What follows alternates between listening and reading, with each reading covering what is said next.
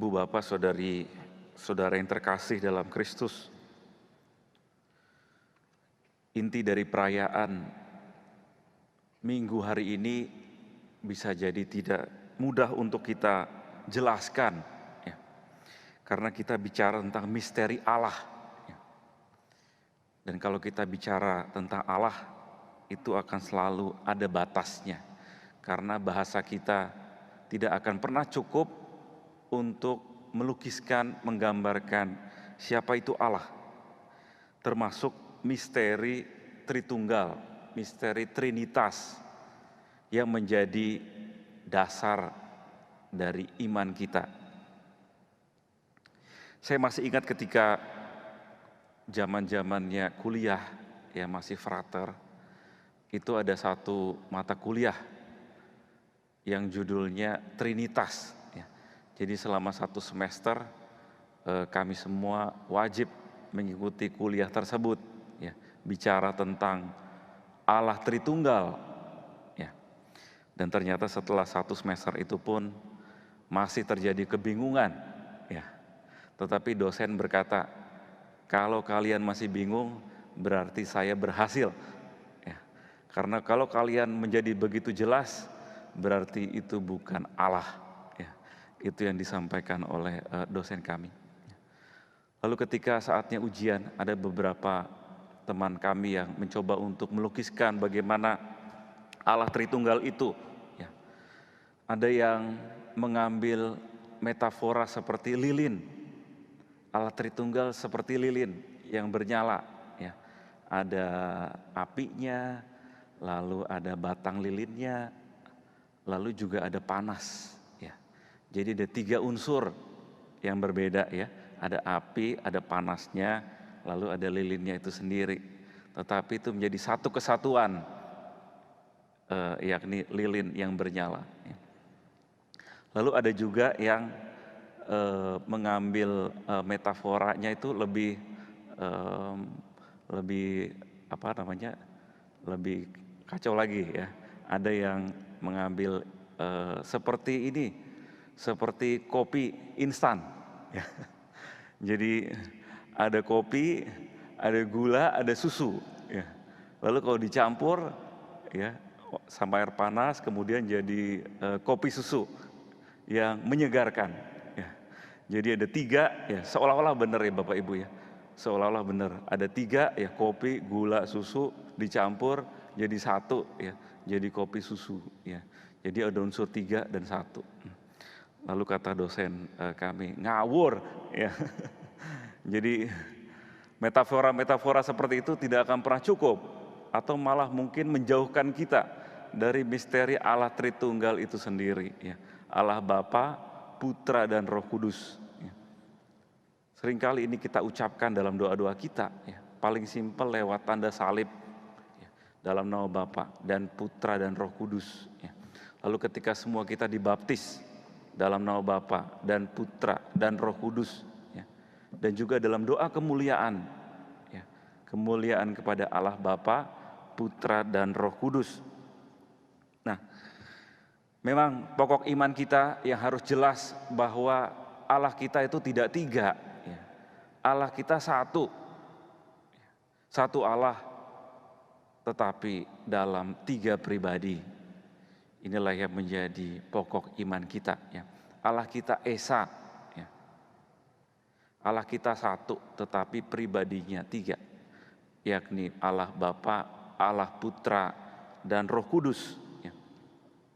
Allah Bapa yang menciptakan dunia dengan segala isinya, menciptakan kita manusia sesuai dengan citranya, ya. Lalu ada pribadi yang kedua, pribadi Putra, Yesus Kristus, yang diutus oleh Bapa untuk menebus dosa manusia. Lalu yang ketiga adalah Roh Kudus yang hadir, roh penghibur yang memberi kita kekuatan untuk berjalan menghadapi peziarahan hidup ini, ya. Dan dari 3 pribadi ini ada satu garis, ya, yang menghubungkan mereka bertiga, ya, yakni demi keselamatan manusia.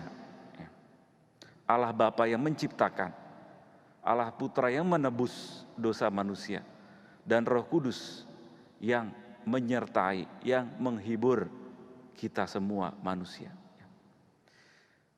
Jadi dalam diri Allah Tritunggal ada rencana Allah yang ingin menyelamatkan manusia. Allah yang tidak pernah jauh dari sejarah keselamatan manusia.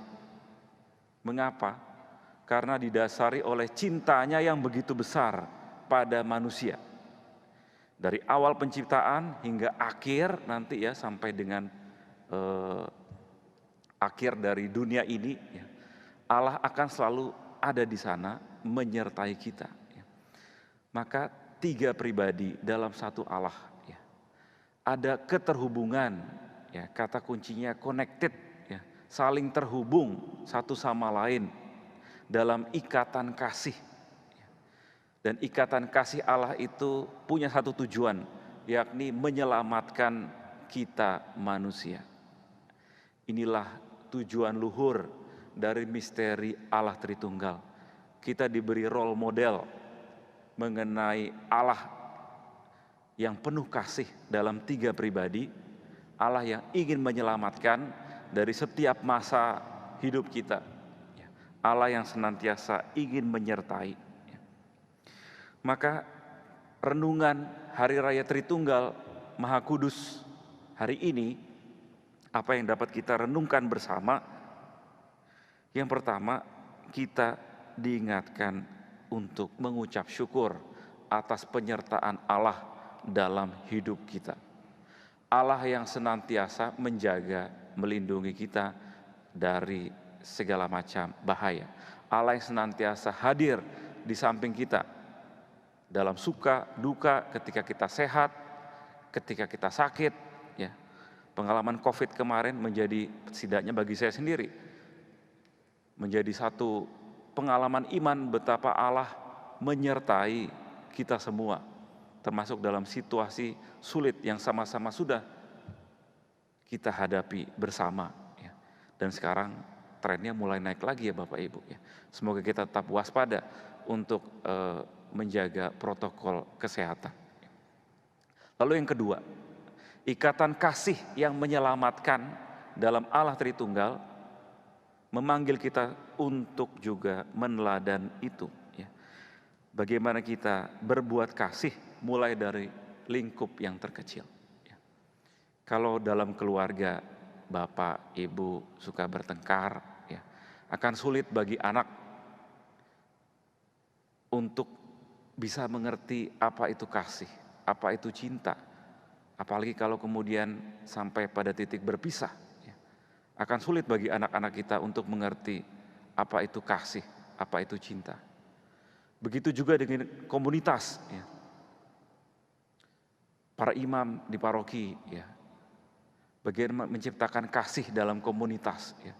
Karena umat juga bisa akan paham, ya, kalau romo-romonya cocok atau romo-romonya penuh dengan kasih, maka umat juga akan melihat dan merasakan itu.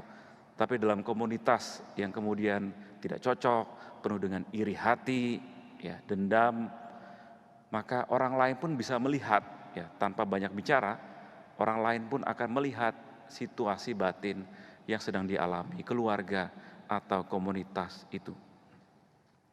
Maka ini adalah satu tugas, satu permenungan bagi kita bersama di Hari Raya Tritunggal Maha Kudus ini, ya, untuk menghadirkan kasih dari lingkup terkecil hidup kita.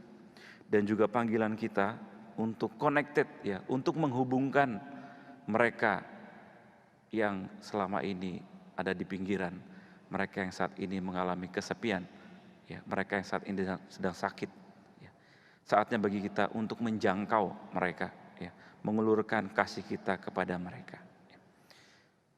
Itulah Bapak Ibu, saudara-saudara terkasih, permenungan yang dapat kita renungkan bersama pada Hari Raya Tritunggal Maha Kudus ini.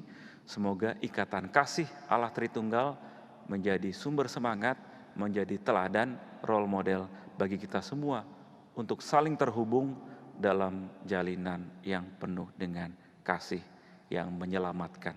Tuhan Yesus memberkati. Amin.